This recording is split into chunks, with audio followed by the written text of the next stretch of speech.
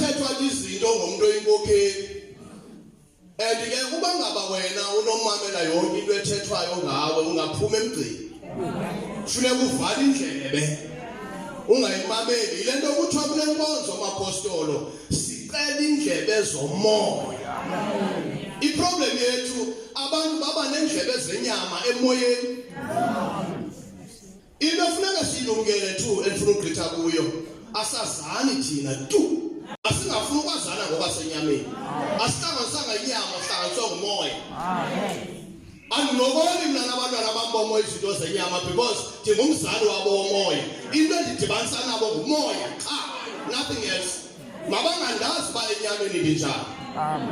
So nani ba you are brothers and sisters in Christ, salufuna ukwazana enyameni yazana emoyeni ngoba nihlanganiswe intoni ngumoya.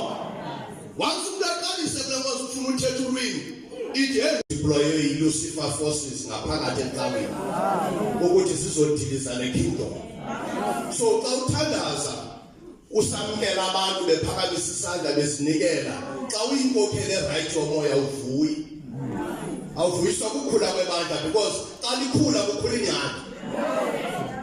Amen. Funeka uyazi ngokuye kukhula ibandla nengcaki ziyakhula. Ngoba ingcaki ihamba nomuntu. Amen. Engekho umuntu ayikho ingcaki. Iba ingcaki